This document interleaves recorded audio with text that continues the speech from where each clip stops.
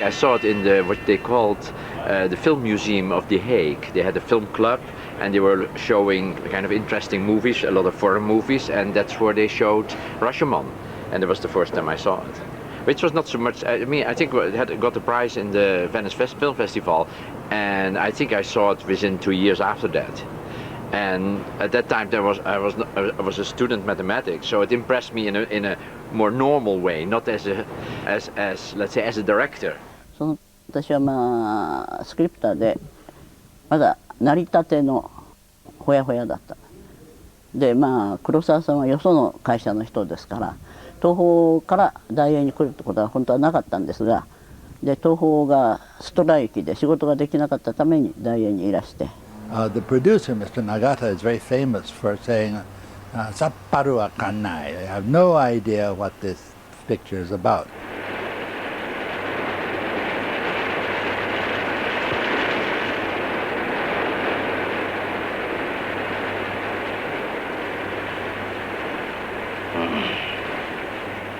However, there was no talk of its going abroad, except that it had been seen by the woman who ran Uniitalia Film here now, and she was looking at things to go to Venice, and she said, "But this film is unnatural."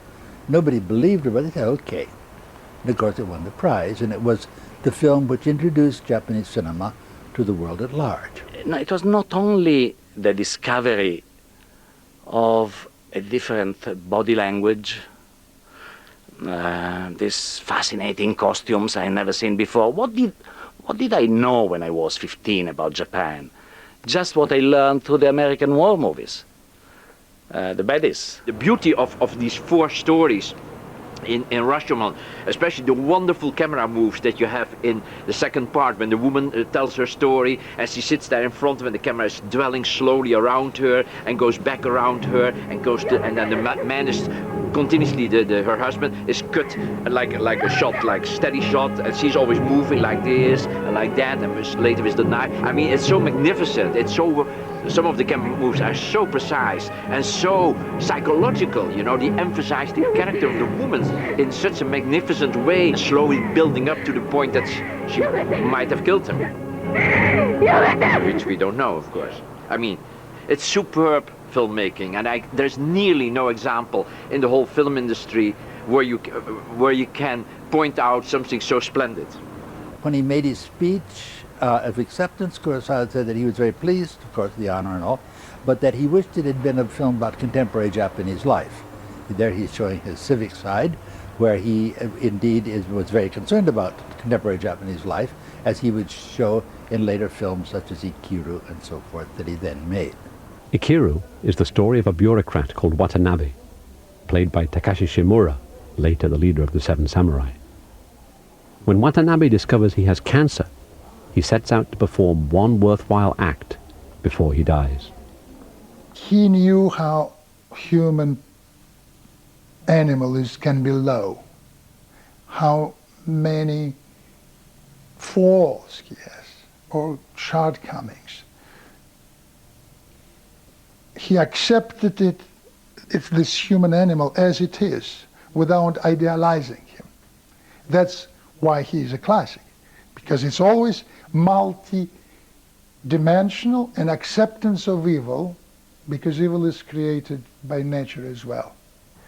だって課長は腹が立たないんですか？こんなに踏みつけにされて。いや、わしは人を憎んでなんかいられない。わしにはそんな暇はない。His hero is always the care about the people, you know, and even sacrifice himself for the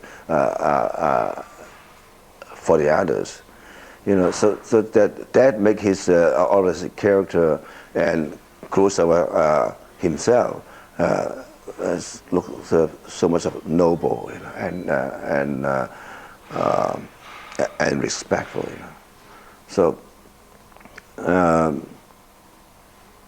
And I did try to do the same thing, but it's hard because Kurosawa is Kurosawa. You know, you can take away from his technique, but you could never take away from his soul. You know. Kurosawa didn't shoot one film. He shot so many different films.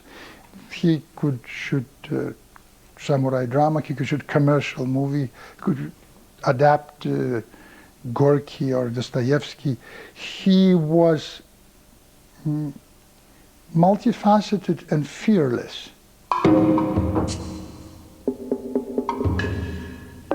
一生の大事な瞬間でした。それは私は劇団俳優座っていうところにいまして、舞台シェイクスピアとかああいうことをやりたいと思って入ってたんですけども、その時七人の侍のオーディションがありまして、どうせ僕はオーディションっていうのはほら羊の品評会みたいなもんでしょ。ですからね、俺羊じゃないから山犬だからって言って隣のパチンコ屋行ってゲームやってて、もう終わったと思って帰ってきたら、そしたらトイレ入ったら隣で大きな人が、見慣れない男がおしっこしてた。お互いにじろっとこう見ましてね、そして慌てて目をそらしたんですが、これが初対面で黒沢さんはそのことをいつまでも覚えてました。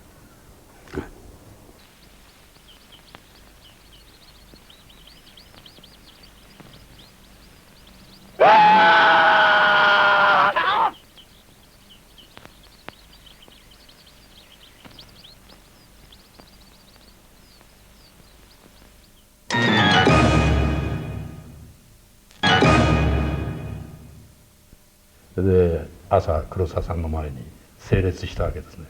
で僕に「君が一番早く歩け」と。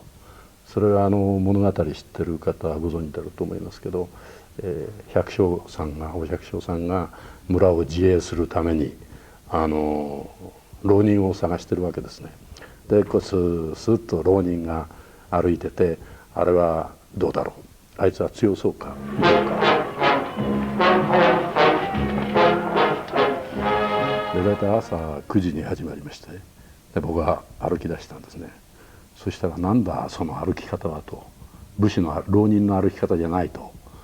で僕まだ19歳でしたから、かつらつけたり刀刺したりそういうことが一切未経験だったもんですから、侍の格好をして歩くのが全然できなかったんですね。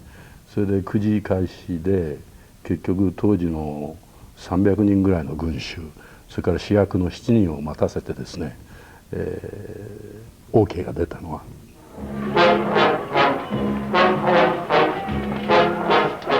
普通の監督だったらエキストラみたいな役だから役をチェンジしちゃえばいいわけですね。それを9時から約6時間ぐらい名もない俳優の卵にダメ出したわけですから。The first time I had gotten this date with a sort of a not too difficult girl at school, so I looked for the longest film that was showing at the time. The longest in the theaters was The Seventh Samurai. So I took the girl to see The Seventh Samurai because the strategy was in the first hour you had to get near her, and from there on you could grab her. I started the whole approach and was about to reach her much sooner than the hour, and the film was so absolutely captivating, it was so fascinating, that I forgot completely about the girl and stuck with the film. The film was monumentally important for me. It taught me many, many things, and of course I never got the girl to go out with me again. Even with this action film, the morality came strikingly through. It was like a samurai sword. It just said, human beings are really curious individuals. I want to look into their dark hearts and find what's in there, and I will not turn away. That was the key. In his films, as you take his films, you see there's always someone is drawing. Plans, it's always plans.